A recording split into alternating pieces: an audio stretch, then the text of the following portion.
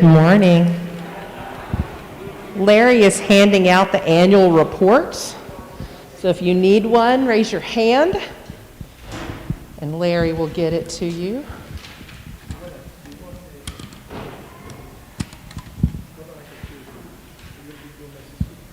Yeah. Oh, I'm good. I'm fine. I do this at my... I'm fine. I'll hand it off. Good morning. I know we still have a few people coming over from next door, so we won't get started officially yet. But I wanted to say thank you to everyone for coming out this morning. It's so lovely to see you and this part of your face. It's quite a pleasure to get together as a congregation any chance we get. I like our opportunities to get together.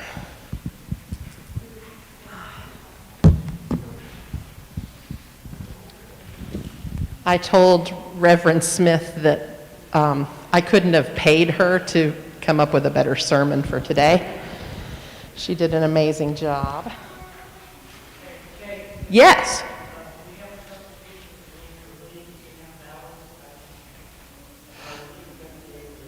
The election isn't until way later, so, I mean, I have a ballot. They're welcome to check it. How many do we need? Just one?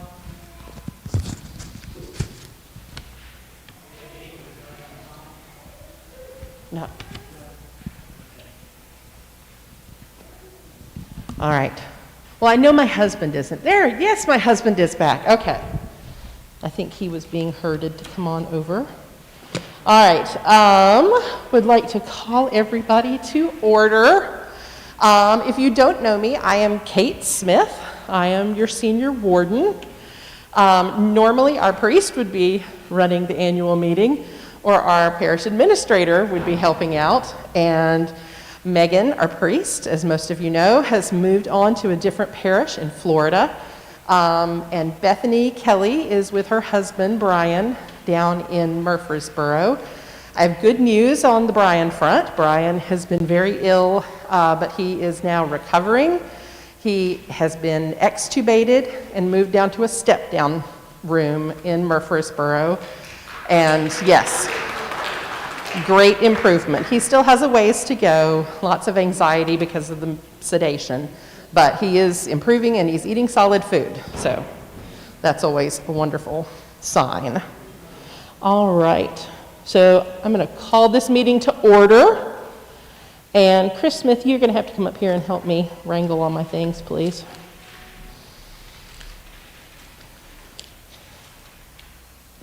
All right, page 838. That's that one. All right. Our opening prayer is on page 838.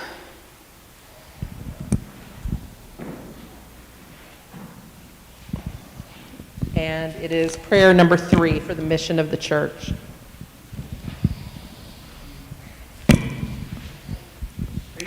Page 838, prayer number 3. Almighty God, you sent your Son, Jesus Christ, to reconcile the world to yourself. We praise and bless you for those whom you have sent in the power of the Spirit to preach the gospel to all nations. We thank you that in all parts of the earth, a community of love has been gathered together by their prayers and labors, and that in every place your servants call upon your name, for the kingdom and the power and the glory are yours forever. Amen. Okay. So I'm supposed to talk now. Go ahead and write those. I just wanted to say that this past year has been the longest one that I can possibly remember. It seems like it has gone on for 3 years. But I am very hopeful that 2022 is going to give us more freedom to get together, and hopefully COVID will die down and we will be able to move into a post-pandemic era. But in the meantime, I wanted to thank everyone here and many of our parishioners who are probably watching online for all of the work that has been accomplished in this past year. We have continued to provide services, and as you know, that is not done by one or two people. We have to thank all of the ushers and the greeters and the lectors and the choir and Ann Glass and all of the vergers and everyone that participates in the service. We need to say a special thanks to Phil and to Bethany and Michael and Steve Grissom, who have all stepped up to make sure that we're still live streaming for people who aren't comfortable coming back yet. And we need to thank, Bethany for running everything. I need to thank Gloria Grissom especially, who has really stepped up and helped out with getting the bulletins and the annual report, and everything continued to be done. Also want to thank Larry Faust for his assistance on making sure that the building is open and clean and that things are continuing to work as they should, and he's been an enormous help as well. So I'm just amazed with all of the work that continues to be done so that we can continue to worship together. We're continuing to meet all of our obligations and do what we need to do out in the community with all of our ministries. And I'm just thrilled that things are going so well. I did want to especially thank Mark Hunter for having served as the lead verger for the past 28 years.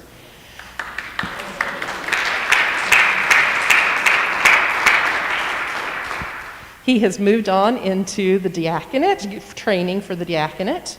That has been a mixed blessing for my household because it means that my husband is now lead verger and is learning all of the things that Mark has done all of these years. So thank you, to Mark from me. I also wanted to say a special thanks to Bethany Kelly for all that she has done, especially in the past month, helping me not lose my mind. She's going to be coming back in the office in the next couple of weeks. She's helping out remotely still. So we're going to keep doing office hours, kind of a limited amount. Larry and Gloria are going to be helping us keep office hours. So if you need anything, let me know, or Gloria or Larry, and we can continue to make sure the church is open if you need us. All right. The other thing I wanted to say is this is kind of an interesting year for us as we move into a new season, going to start the search for a new priest. And I'm really excited about what we're going to be doing in the next year. This is a great opportunity for Trinity to really stop and reflect on who we are as a congregation and what our mission is as a congregation and where we're going to go in the future. What are our plans? What do we hope for? What work do we want to do in the world? So I think that this is a wonderful time for us to really look at what we're doing and what we want to be doing. We are going to, after the vestry is elected today, we're going to meet and we'll start putting together the search committee. And the search committee will then put together the service, the parish survey, and then the parish profile, and then our search will really begin. It's going to take about a year at least. Just wanted to prepare everybody. We're one of 9 congregations in the diocese that are currently searching for a priest, so we've got a lot of competition. The good thing is what we have that will really benefit us in our search is all of you. All of you sitting in the pews, all of you that are watching on the live stream, all of our children, and most importantly, the love we have for each other in this church. Sorry, try not to get weepy. I've raised my children here. the people in this congregation are so incredibly important to my children. You who are in these seats are incredibly important to me. And I know that the love that we all share as a group is visible to the outside world. That's what brings people to our doors at 317 Franklin. And I am thankful for all of you, and I think that all of us continuing to work together is what will bring us into a new season with a new priest. We have been through difficult times in the past. Yesterday was the 23rd anniversary of the tornado that destroyed this building. And Melinda put up a Facebook post. Thank you, Chris.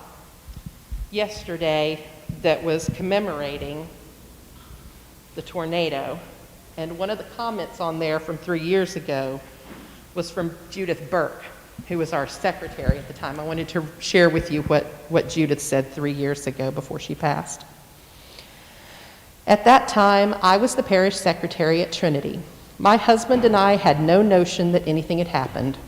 Our home is off the bypass near Madison Street. I was nearly finished dressing to go to work when a parishioner called to tell me not to come into work as there had been a tornado. Father David Murray, our priest, was somewhere in the middle of the chaos, but the police had cordoned off downtown for safety reasons as there were downed wires that were live, tree branches blocking roads, and unstable buildings. When we were finally allowed in for a brief assessment of things, I was stunned by the destruction. There were blessings, even so. The computer holding our database turned on. Our parish registers, history of the church's life, were safe and dry in the fireproof cabinet our then treasurer, Frey Hatfield, had insisted we purchase. The much greater blessing was that no human life was lost in all this destruction. I watched this church I worked for come together as a family to rebuild. Yes, there were disagreements and bumpy roads, but slowly it all came together. People gave up vacation days to come and work. Members gathered broken stained glass in baskets for restoration. The hymnal company sent free hymnals and prayer books to replace what had been lost. Our neighbor, Immaculate Conception, took us in, gave us the use of their beautiful chapel and office space in St. Joseph's Center. I was also part of the joyful march down Franklin Street when we went back home. So Chris and I we had not yet moved here when the tornado hit. We moved in 2 months later and moved in next door to Jan Hodgson. And we said, "Where's the Episcopal Church?" And she was like, "Oh, it's not here."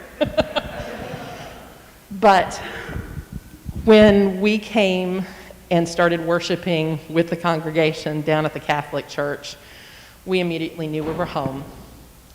The next year, we lost our priest, David Murray, and we started our search at that point. So we have been in very dark times together as a congregation. This is not one of those dark times. Yes, we're still struggling with the pandemic and trying to make sure that our lives can keep going forward and we can sustain this church, but we are not in dark times. We have a wonderful year ahead of us with a lot of growth, and I'm excited to be doing it with all of you.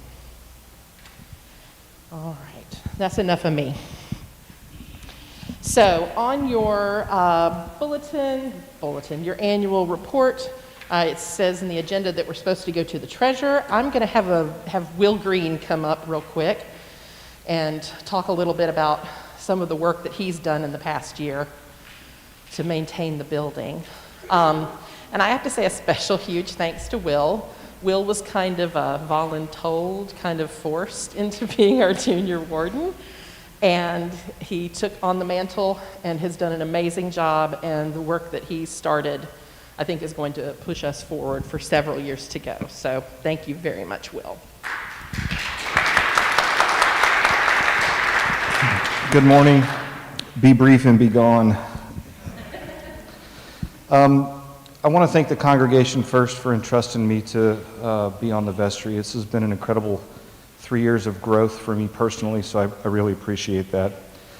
I also need to thank the vestry team, those that are here and those that have rotated off already. I appreciate really the decorum in dealing with our challenging issues that we've had over the last couple of years. Thank you for your shared wisdoms and your points of view. Special thanks to Dr. Larry Faust for helping me as the sextant here in the church over these last few months.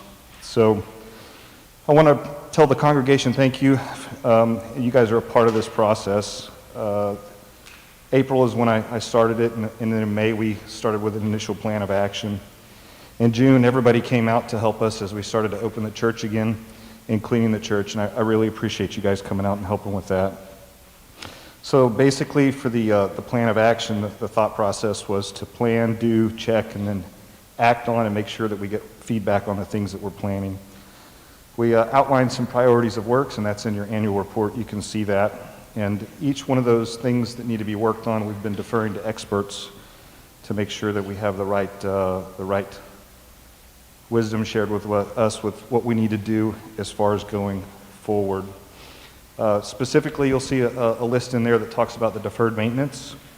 The deferred maintenance is things that we just have not been able to do for budget reasons over the last couple of years, but they are things that are going to have to be done basically to keep the building and our structure going forward. But again, I want to thank everybody for being a part of this process. We are the church, and we are what's important. It's us here at Trinity. And if anybody has any questions, you're more than welcome to ask. Okay, thanks. Before you go, did your knees ever shake when you were talking about that? They don't shake up there. They just shake when I'm in front of you guys. Will and Chris and Mark spent, I don't know how many hours last night climbing a 30-foot ladder and making sure all the lights were working and were the right color. So yeah, I was just like, I don't want to think about it. There's not people climbing a 30-foot ladder in the church when I'm senior warden. That's not happening. But they did an excellent job. Thank you. Treasurer's report. Where is our wonderful Beverly? Beverly has been amazing this past year, especially the past 2 months. I just go, hey, Beverly, what about blah, blah, blah? And she goes, I've already done it. I'm like, thank you. Stand? This one? Yeah, thanks. I will first do the 2021 actual expenses compared to budget, actual revenues and expenses. I think it's a sheet, 2 or 3 sheets in your annual report. The actual pledge income for last year was $335,000 compared to a budget of $352,000. So we have a revenue deficit of $16,000 for last year. But fortunately, our expenses were favorable to budget by over $24,000, and mainly due to we weren't using the facilities 100%, weren't having services 100% of the time, and that helps so that we have a favorable revenue at the end of the year of $8,700. We plan to take that money and put it in our building and maintenance fund to help prepare us for the expenses that Will has laid out as far as building maintenance. And then also we're in a favorable cash position, and we plan to take $15,000 of our cash and pay on our endowment fund loan, and that will bring that loan down to $132,000. Kind of itching along with that, but it's nice. Any questions on the 2021 actual income statement or balance sheet?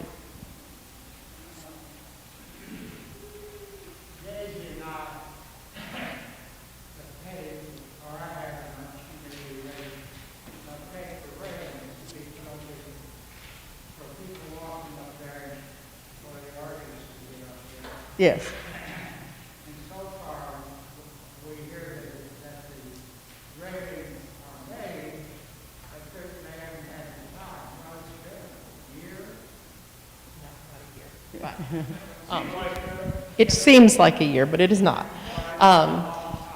Right.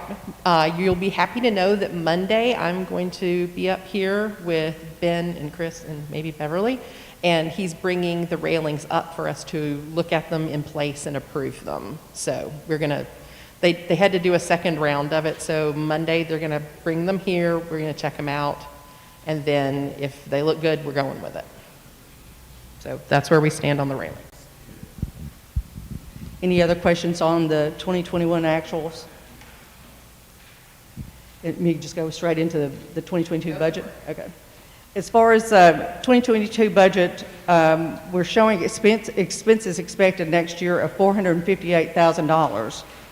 And I did a summary for you in there, and most of it is self-explanatory, but some of the categories, the parish administration, or telephone, internet, copy machine expenses, technology expenses, the contract expenses or janitorial services, and our annual church audit, occupancy expenses are building and maintenance, organ maintenance, landscaping and utilities, and our parish ministries are our kitchen expenses for Wednesday night dinners, and our parish life expenses. And let's see, there were a few increases in our 2022 budget. We had a slight increase in salaries for our staff. That we're also budgeting a part-time salary for a youth minister, and then we increased our budget building maintenance expense line from $18,000 to $27,500, trying to get ahead and prepare for these extra building maintenance expenses. These budget expenses require pledges of $392,800, which actual pledges have come in at $346,500. So we're showing an unbalanced budget of $46,000. But in the case of this next year, we're keeping our rector salary and benefits at the same level because we want to keep our budget at that level, because we want to offer that, be competitive when we hire a new rector, and use that, have that money to budgeted to be able to do that. So we're keeping our budget at that level, and we know that we're not going to use that whole salary for most of the year.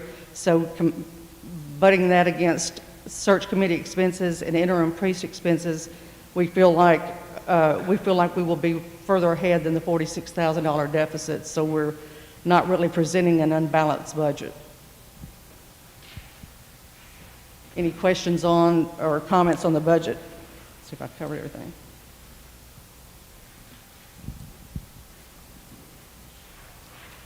A lot of numbers. Y'all are quiet this year. What is up? All right. Thank you, Beverly, so much. We'll be approving the budget at the end of the meeting. Right now, I want to recognize our outgoing vestry.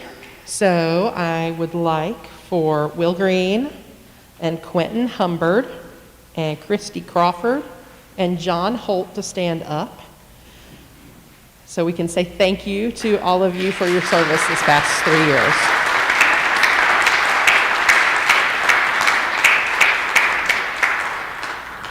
I have had a wonderful time working with everyone on vestry, and especially those four, and I will miss you. I also wanted to correct what's in the annual report. It says that Howell Faust is rolling off. Howell Faust is not rolling off. Howell is staying. I will force him to do so. John was the one he's the one rolling off instead of Howell.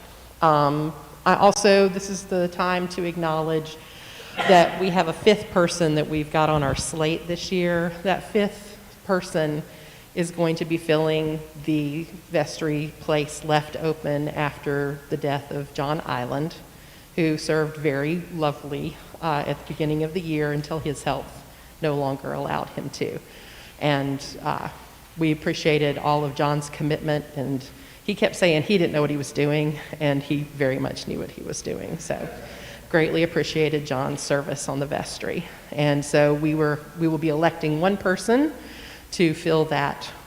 There's one more year left on his tenure on there, so we'll be replacing that. All right, and can my current vestry please stand? Okay, gosh, it's just, oh my goodness, where are the rest of us? Thank Brian and Howell and Laura and, okay, I need the paper where the rest of us are listed. Mariel Bullock-Neal is on vestry, and It's on the first or second page. Paige Barbeau, thank you. Thank you. Who else have I got? Trey Robertson. Okay, yeah. So I want to thank all of our current vestry. Thank you so much for your service, and we'll keep y'all going for another couple of years too. All right. Now it's time for the vestry election. The nominees for the slate were chosen by the nominating committee. They are in your bulletin. I'd like these people to stand, please. We have Jennifer Williams in the back. And we've got Jan Hodgson and Jack Mitchell and Ben Kimbrough Jr. So thank you, and we appreciate having y'all stand. Also, Liz Holt, and go ahead and stand up, Liz. Liz has agreed to take the place left vacant by John Island's passing. So she's going to have 1 year on the vestry, and then she'll be eligible to be reelected the next year. So thank you, Liz. All right. So if y'all want to take a minute to read the biographies, if you need to.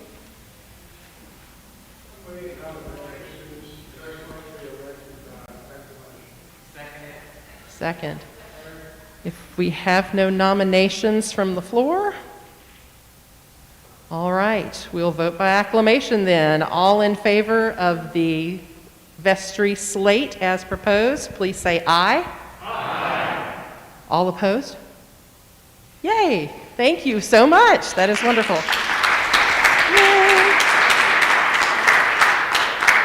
That is excellent news.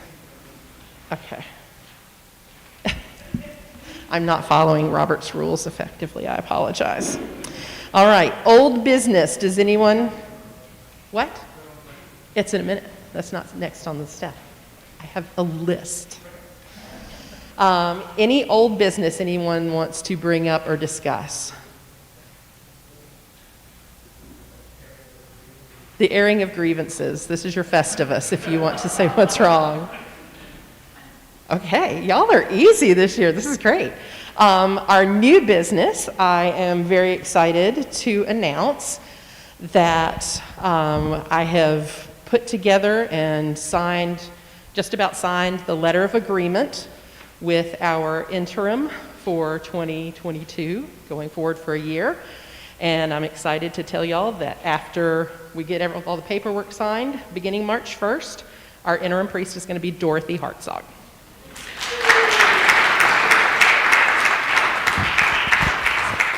I'm excited about that. She's already stepped in and started doing a lot of pastoral care and has been incredibly engaged already. So I told her she's like having warm comfort food and a fuzzy blanket. It's nice to have her back. Now, any other new business? Christy. Oh, yes, because we had convention. Yeah. So it's the airing of the convention, no grievances here. So good morning on behalf of all the delegates from Trinity that attended the conference at St. George's. Man, that was a killer building up there. If you ever want to go visit, they actually have an art gallery. Okay. Anyway, that was Virginia and Phil Bowes and Daisy Crowley and myself. There were about 100 attendees, and it was the 190th annual convention for the Diocese of Middle Tennessee. Most of it was just a business meeting, elections, reports, budget, and then budget approval.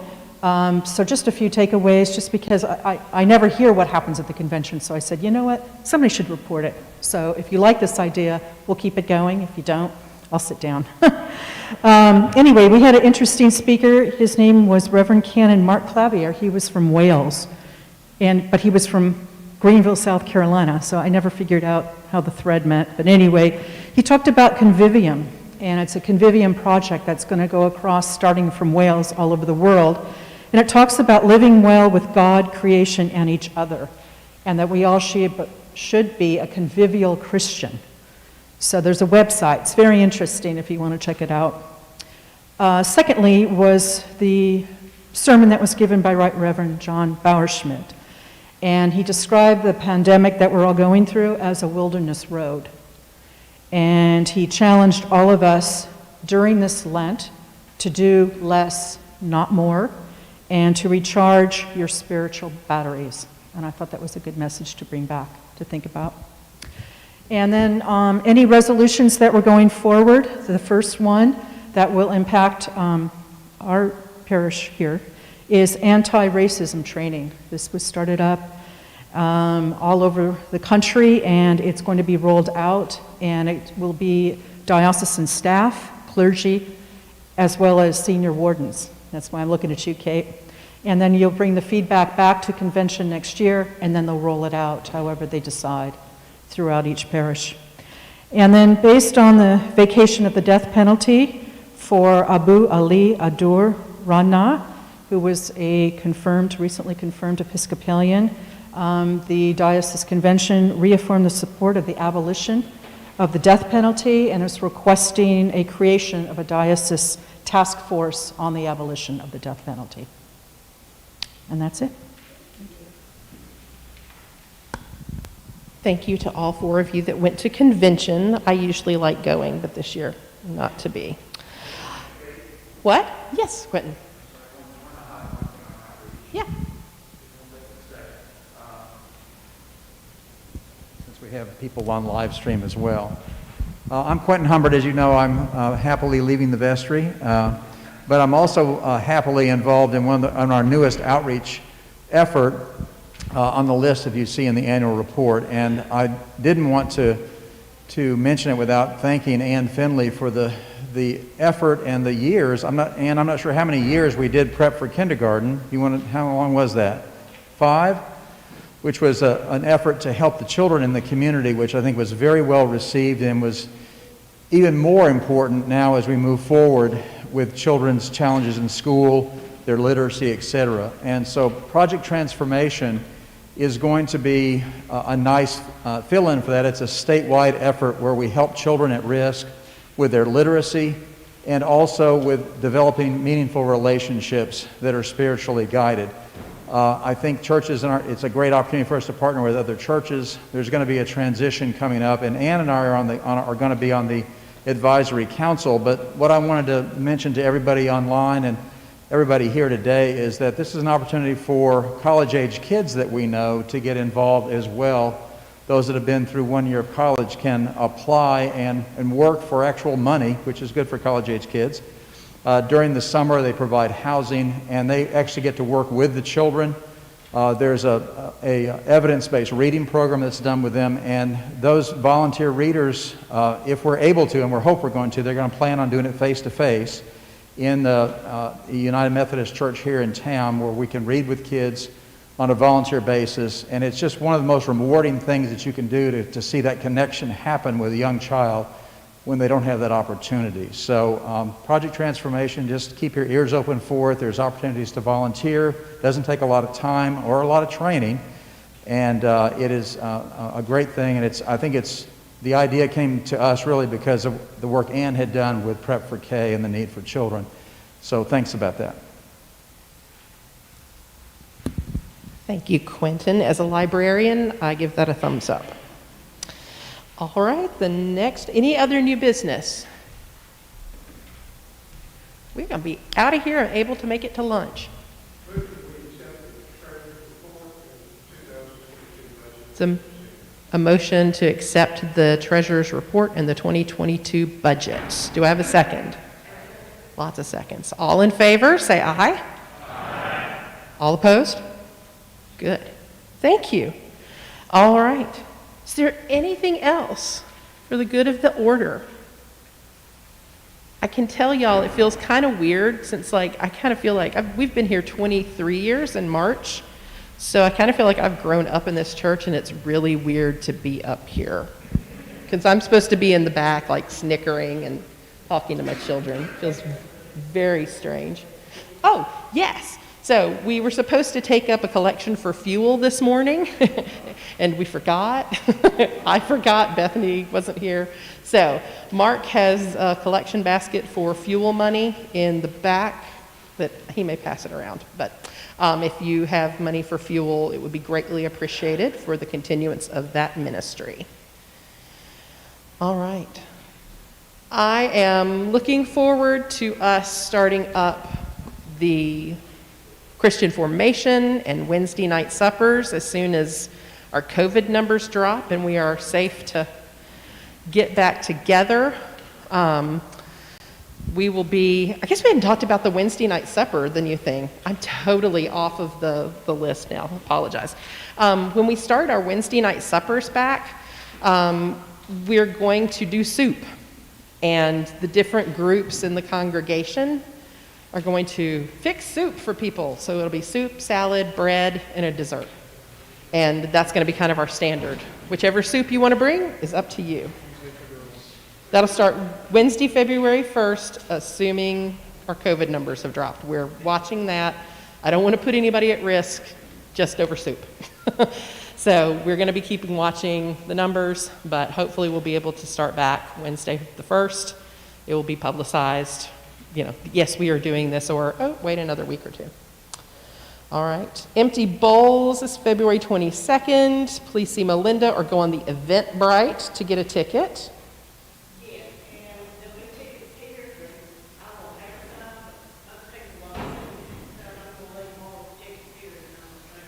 Okay, so if you need a ticket, okay, yes, they'll need help later making soup. Soup is our theme this winter. Yes? Linda had also asked if you're going to donate to Empty that you make the check out to Trinity and that you can apply. Okay, yes, so if you didn't hear that, if you're going to donate to Empty Bowls, write the check out to Trinity with a note for Empty Bowls in the notes section of your check. All right. The service this coming Saturday for King Charles the Martyr is at what time? 11 o'clock. And that is all I can think of at the moment. Yes.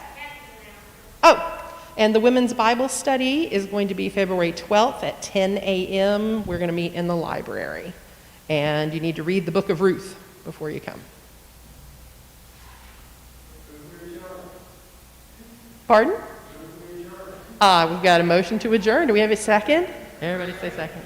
All in favor? Aye. Thank you so much. Go stay warm. And we'll see you next Sunday, if not before.